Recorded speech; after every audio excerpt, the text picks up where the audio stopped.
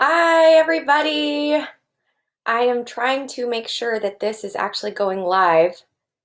Hopefully you can see me. Let me know if you were watching. Give me a thumbs up. Oh, look, there it goes. Okay. Hello. Hi, everybody. Welcome back to another behavior management training.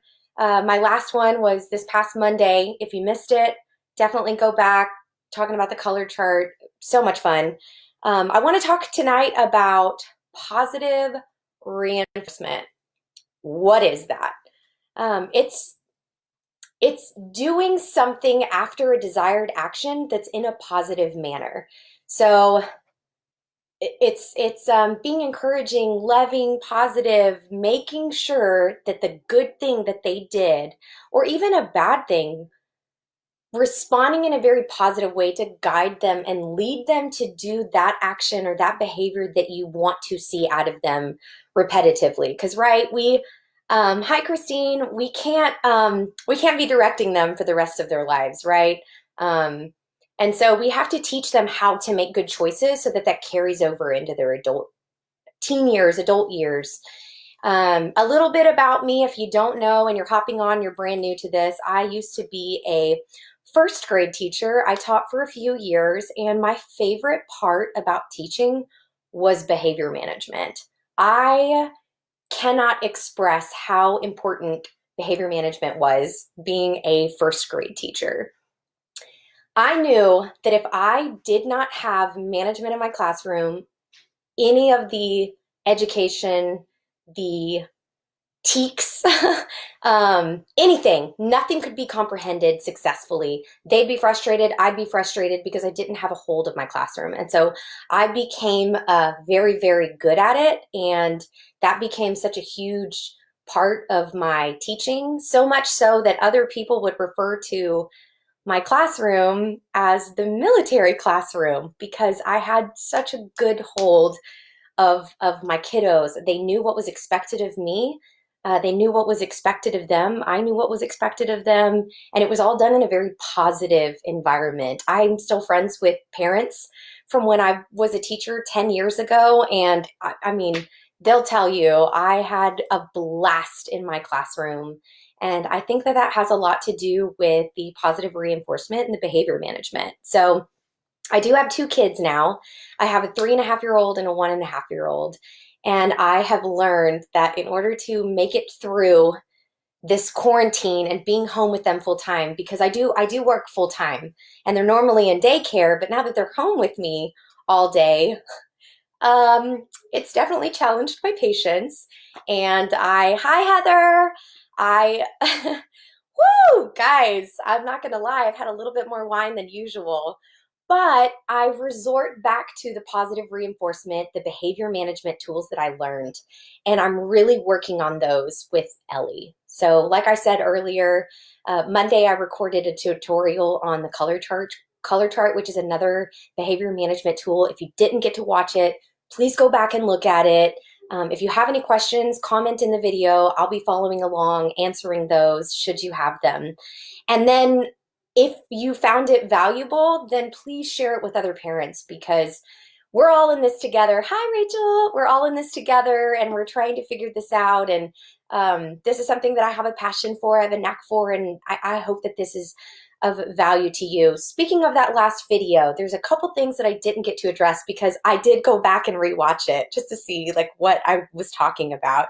And there was a couple things that I'd love to expand upon or I didn't get to talk about. And one of those things, somebody had mentioned love and logic. Oh, love and logic is all about positive reinforcement. There is actually a YouTube channel that you can subscribe to and watch how this is applicable, not just to toddlers, but to teenagers. And I've actually used it with adults when it comes to conflict and arguments.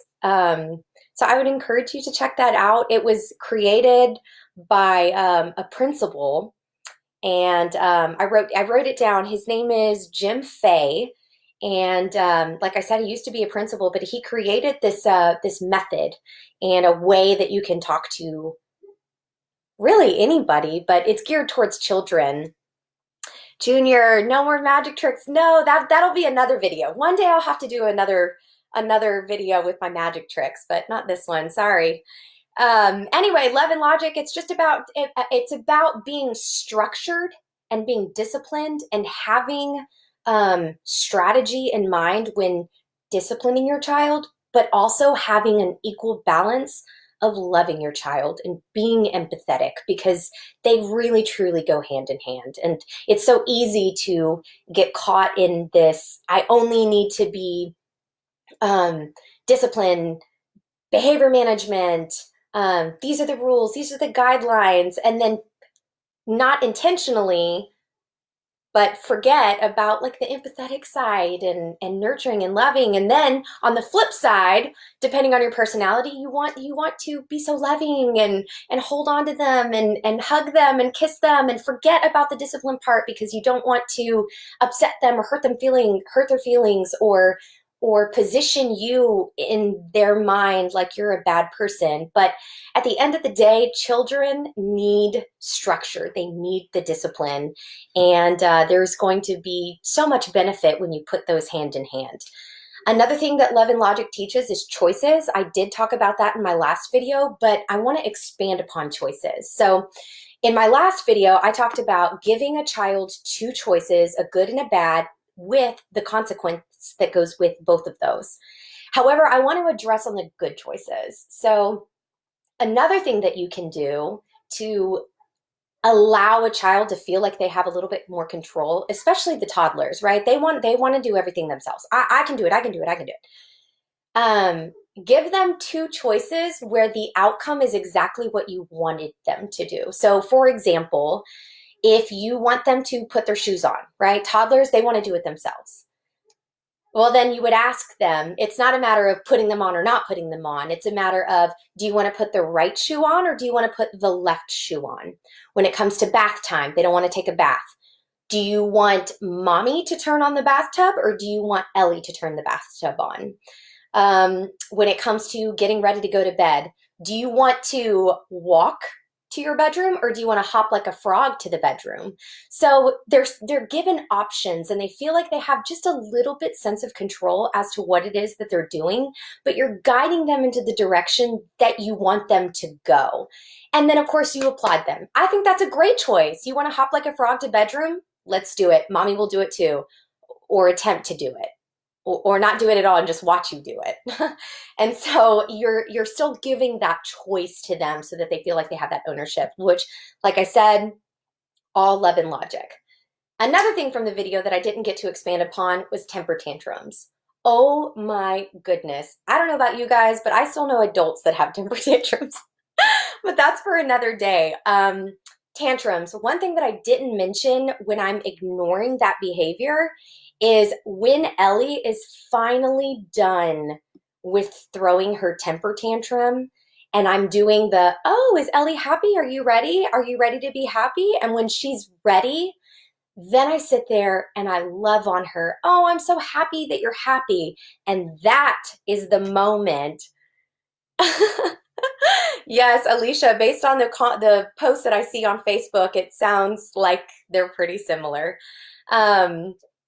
Anyway, when she's done and we do that loving little moment, that is finally my opportunity to reprimand her. And so I always show her, this is what you did. This is called bad talk. This is not good talk. That's a bad choice. And then I mimic it. I'm like, that would be bad talk. That's a bad choice. Thank you, Clarissa. That's so sweet. And then I show her, this is what good talk is. Mommy, I really want that towel. Can I have that towel, please? And I'm like, that's a good talk. And I exaggerate this like you would not believe. I go back from bad and then I go to good. And then I talk about the bad and then I go to the good. And I go to the bad and I go to the good. And I'm like, yes, ma'am. Yes. There's my yes, ma'am. See, that now you know where she gets it. And so it's a very productive time. I mean, think about it. When you and I are upset, I don't want to talk. I need time to digress. I need time to calm down. I need time to do whatever it is that I need to do to process my emotions so that when I'm in a time where I'm finally in a place where I can receive what you have to say, then that's when productivity happens between the two of us or what have you. And the same is applicable to children. When they're in that tantrum, they're not listening to, don't do that, bad choice. No, no, no, no, no. They're not doing that. They're trying to see, okay, if I scream maybe just a little bit louder, am I going to get the reaction that I want? Don't give in. Don't give in to the temptation. It is so easy for us as parents. And I know, I'm not going to lie, I have lost my cool where I'm like, Ellie, I'm so mad. Stop. I'm not going to lie.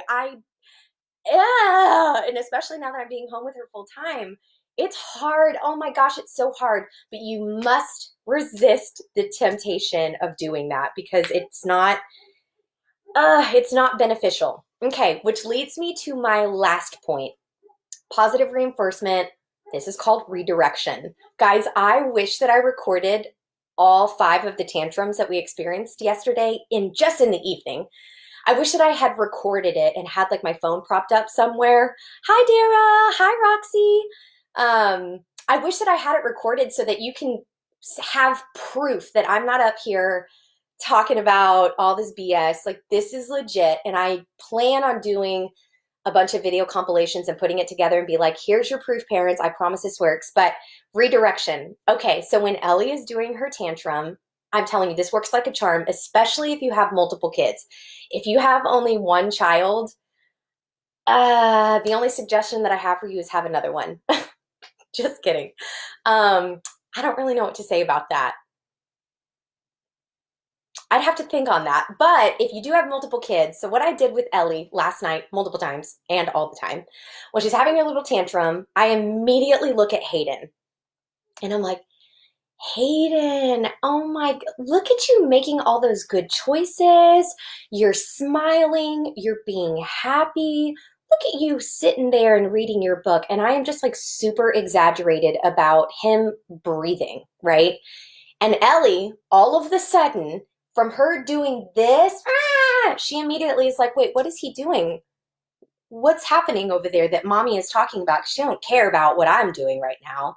But for whatever reason, there's something going on with Hayden and I need to go check it out. So her temper tantrum immediately stops. The second it stops, I look over her and I'm like, oh my gosh, Ellie, are you happy? Are you ready? Are you ready to be happy? Are you ready to make good choices? And she'll do one of 2 things. She'll either go back to the temper tantrum or she'll say, yes, I'm ready, in her own little toddler way. And then I love on her, I hug her, I kiss her, I tell her it's okay. And then after that's done, I'm like, and actually, that was not okay. That's not what we do. What we need to do is XYZ. And I go through that whole skit with her. But if she doesn't, and then she's still not ready and she wants to go back to her temper tantrum, I ignore it. I don't look at it. I don't address it. I don't say, Ellie, stop. Nothing. Like, there's nothing that you can say or do that's going to change that moment. So I go right back to Hayden. There are some nights where I only have to do it one time because she's like not really in the mood to do it. And then there are other times where we're doing this for like 10 minutes at a time. And I'm like, oh my gosh, this isn't good. Like, I'm about to break right now. I'm about to break. And I'm like this, Hayden, you're so great. And I'm just about to lose my mind. But don't give in. I'm telling you, stay the course. Know your plan of action. I promise you, without a shadow of a doubt, it's gonna stop. And then start loving on them and having those conversations with them. So I hope this, Daryl, does this work with your employees? I feel like that's another training session. So I don't know what to tell you on that. It certainly did not work with me. So anyway, that's all that I have for tonight. I hope that you guys found all of this very helpful and productive. I'd love to talk about behavior management. I mean, there's the tools out there, like I said last time, are absolutely endless. And I could talk about this literally all day.